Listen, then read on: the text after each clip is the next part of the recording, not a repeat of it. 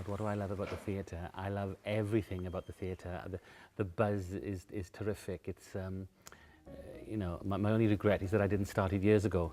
I mean, when I'm lucky because I act, I write, I produce, I direct. So I have all those responsibilities, but I have all those pluses when something's a success. Pay too much attention. I told you he's going to be totally zonked for a day. Oh, zonked my ass. He remembers everything, right? And he hates my guts because he remembers everything. Oh, believe me, things will be different tomorrow. The little theatre, Tredegar Thespians, started in 1962. They didn't always have this as a home. They had, I think they used to perform in the Workman's Hall. But anyway, a few members got together, put a few £100 in and bought this place, which started its life as a pub. I understand it was called the Freemasons. Most of them, the Workman's Hall especially, used to hold drama festivals once a year, perhaps twice a year. The Olympia was basically for films, although in the war there were a few stage shows put on it, were quite prominent artists at the time. Well, I think, 1920s, 30s was like, pre-television. We did have radio then, I think, just about. But it was incredibly important. It was the main form of entertainment, really, and it wasn't just plays and musicals. There was revue and all that came with it, So I think I'm right in saying, I'm not old enough to go back that far, but I think I'm right in saying that it was incredibly important, in those days, because it was the main form of entertainment. Yes, you did have film, but film was in its infancy then, really, and so theatre was something that was for everybody.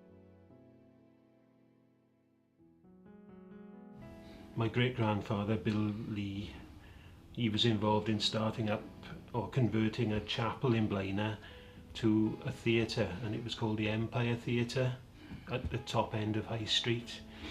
And all the big stars of the day used to come, apparently. I know that either Laurel or Hardy came, just the one. While he was in work, he always wore his three-piece suit with his waistcoat, and he always had his pocket watch with him. I can remember stories of people telling me how they used to pay a penny to go and sit up at the back seat, on the benches in the theatres and things, so everybody could go and enjoy. So I think, it was important just for that reason. Everybody needs to be entertained at some point in their lives, and even today, nothing has changed in that respect, except the numbers, of course. It's nowhere near as popular today than it was. And I find that they perhaps appreciate it more so when this local talent been on the stage, you know what I mean? They see the people out in the street, oh, he was good last night and this, and it keeps it all going. Exactly. And as you said, it's the highlight really of the end of the year. It's the pantomime season, as it's known. And like I said, historically, like in Bryn Mawr, there used to be like the Semtex Club, and they used to have their own pantomime sort of committee years ago. And so it would be like an annual event. You'd look forward to going, whether it be Cinderella one year, sort of something else, and that's Snow White, whichever. So, and as I said, it does bring a focal point, and it gives people like a lot of confidence, you know what I mean? Especially like with your grandmother and myself, everybody knows Sylv. Yeah. She only got to walk on. I remember I was in a play a couple of years ago, and she was the domestic, wasn't she, in the hospital, bringing the tea trolley in. And she only had to walk on, and they were in hysterics because everybody was knew Sylv. It was Sylv, yeah. And she was good, like when she was excellent. Her face on her, she was pushing the trolley around. Tea. I'm sure that was the one year she had someone shout back from the audience, I'll have 2 sugars please, love. Yeah, that's right, yeah. So she raised the laugh as well, yeah. I forgot about that. My name is Glenda Fraser. I'm the chief musician for the Glenda Turner Tappers. I don't care if the Queen of Sheba, love. Doors open at 5 minutes. Well, it'll take me less than 5 minutes to come up there and sort you out. Look, love, there's no need for that. Oh, well, we'll see about it. Oh, well. And also there's a family story about Buffalo Bill, who was supposed to come to the theatre, and he said to my great-grandfather, I'll do one of three things. I will either jump through a plate glass window on my horse, or I will jump over the level crossing, which was in the middle of Blaenau, on my horse and over a train, or you can bury me alive for 48 hours. So my great-grandfather said, right, we'll bury you alive. So in the theatre, they dug a hole in front of the stage, apparently, but what people didn't know was that the changing rooms were underneath the stage. So all they had to do was dig a tunnel from the hole underneath the stage, and he had to hide there for 48 hours. But apparently he liked a drink, so they say, and he had people running back and forth to the Bowler's Arms pub, which is just round the corner, and plying him with drink, basically, so that when they dug him up 48 hours later, he was drunk.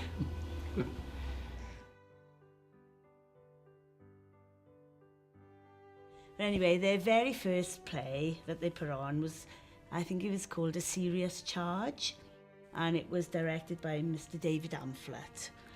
We see David occasionally because he's elderly and not very well, but he does try to come and see some of our plays. And since then, Tredegar Thespians has been putting on plays, pantomimes, and everything else ever since, basically. For me, and I'm sure it's different for everyone, I always remember thinking as a kid, I grew up in a town called Treherbert, you know, and I was maybe 10, 11, 12, I don't know, something like that, and thinking I would like to be an actor. Why? I don't know. But where do you go to be an actor in the Rhondda Valley? You know, there was drama schools, of course, but you never heard of those things in the valleys in those days. And then when I was about 14, I was asked to join the boys' club, and every boys' club in those days, and boys' clubs now is almost a thing of the past. They had every boys' club had a drama group, and a mate of mine belonged to one and asked me if I'd like to come along to be in the play. I liked the idea of it and went along and did my first play. And I can still remember now the defining moment for me was when I was standing on the side of the stage. I was playing a Yank, I'm sure, with an awful accent, but I can remember waiting for my cue to go on, and my heart beating like I don't know what, and the adrenaline was wonderful and the rush was great, and when I stepped on I could barely speak, but the excitement of it all, and from that moment on, you know, the bug had bitten, and I knew that's what I wanted to do. There were two brothers, sadly neither are with us anymore, but oh gosh, they were funny, and we particularly miss them during Panto, yes. But Basil, he was supposed to be my father once in a play, and he was waiting down there. No, audience couldn't see him, so I had to say my bit, and I said, I had to say something, and then my father was supposed to walk on. No sign of him. So I rejiggled the old page. Right. And said it all again, really, but in a different form. Yeah. Still no sign. Oh, where is he? I said, excuse me a moment, I'll go and find my father. Off I went. And there he was. I said, come on, go! Oh, it's me. Dragged him on. But he was like, oh, everybody loved him, didn't they? Yeah. Les could do anything and everything wrong. You just give one cheeky look at the audience, they just loved him. Absolutely loved him to bits, didn't they? Like a comic face, as you'd call it. You just look at him and just make him laugh, sort of thing. So funny. And together, wouldn't they? They were like a double act. They were brilliant together. Well, they had an act, didn't they? They used to go around the valleys with bone and idol. The village of Tredegar, north of Tredegar, I think the population then would be about 100. And the welfare hall there was the only place fed by electricity in the village. Richard Thomas owned the quarries. There was a power supply going there, and they ran them with free power. But a line with free power down to the hall. Anyway, the curtains on the stage had been there a long time, and they're getting a bit bedraggled. And they didn't know what to do. But one of the ladies in the village had married to a fella, I think his name was Jim Hodgins, and he was manager by night of the Empire Theatre in Leicester Square in London. And he said, well, the Empire's having new curtains. I'll see if I can get you one of the old ones. So he did. It was a huge thing. The only snag was it was smelling of nicotine from the people who were smoking in the theatre. Anyway, the local ladies washed it and washed it and washed it, and then they all dap hands at sewing and things like that. And they made them, I think the curtains were still there until the hall closed. We've had, our fortunes have been up and down. I mean, you know, with members and numbers fluctuating, but we keep going and long may we reign.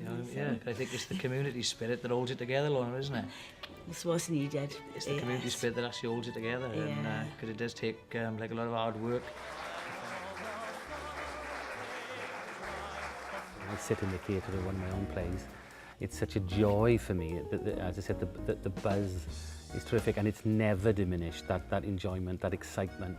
It's why I'm able to go on. When the time comes that I don't feel that buzz, that will be the time for me to throw it all in, I think. Grandad, he's locked in the car, is he? Oh, again, he's forever doing it. Right, get out of my way. Out of my way.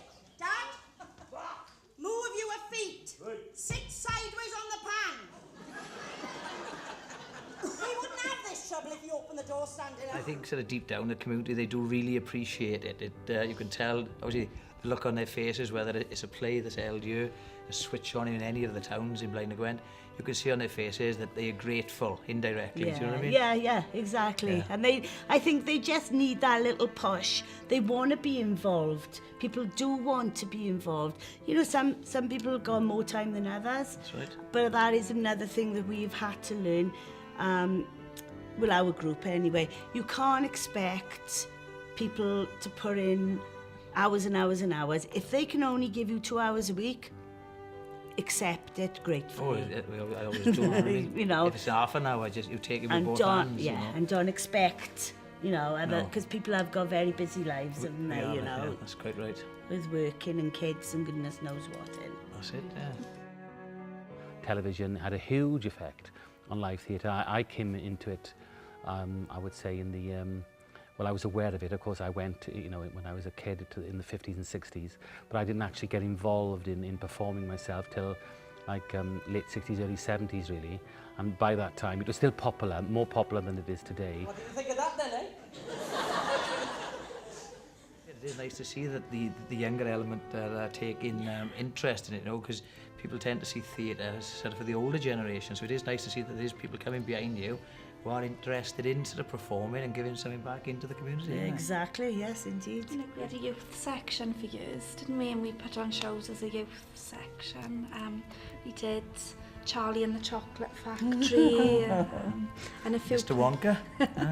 Yeah, so... It was good, yeah, indeed. Well, I was 7 when I first joined the theatre, because my friend used to come and her grandmother was part of it. And I was really shy and quiet. And I think over the years it's helped me be more confident and self-esteem. I just think it's so important to have like a focus in the community and to feel like you're part of something. Yeah. Especially in an area like this, it's such a disadvantaged area. Most people can't afford to go to Cardiff and see a play or go up to London and see a show. Whereas here you were experiencing, you know, all of that. The younger element, they're going to be the future of the theatre. So you've got to give them, you know, the opportunity to do things. I mean, Sarah here has written a play herself. Indeed. And it's been performed on this stage. Well, I think, you know, I can only talk about my own experience with regard to the theatres in Blaenau Gwent and that. And although I seem to be doing better than most in terms of popularity, and I think that's due largely to the fact that, you know, I'm giving my audience what they want. They want to come out and have a good laugh, a good time. But even I'm feeling the pinch now, and the audiences, although I still do very well, they're nothing compared to what they were 5, 6, 7 years ago. You know, they are diminishing. Which is a real shame, and there seems to be a lack of younger people coming to the theatre these days. We've come sort of full circle. It used to be, all the valley communities used to be all helping each other, all knowing each other, and then it went a bit skew-iff. Skew-iff and But territorial now, sort of thing. but now people are getting more into realising that if we help each other, it's better for everybody. It's better for everyone, yeah. That's if you quite sit right. back and wait for somebody else to do it, It's just not going to happen, is it? There's no one going to knock your door with entertainment, are they? You've got to get involved yourself. Look what I've invented! Isn't it smashing? But you get the people that will enjoy live theatre for what it is, so it doesn't matter what's on the telly or what's in the cinema, they'll still come and watch a live show, and thank God for them, really. But yeah, it's a shame that things are not as good as they were, and I'm hanging on in there thinking that maybe there will be a turnaround. We're in a recession at the moment, you know, there's no doubt about that, and people are choosing, you know, carefully how to spend their money. But you know, as long as you give people what they want, then you stand a better chance than most. So theatre for me in Blaenau Gwent is okay for now, even though it's not as good as it's been.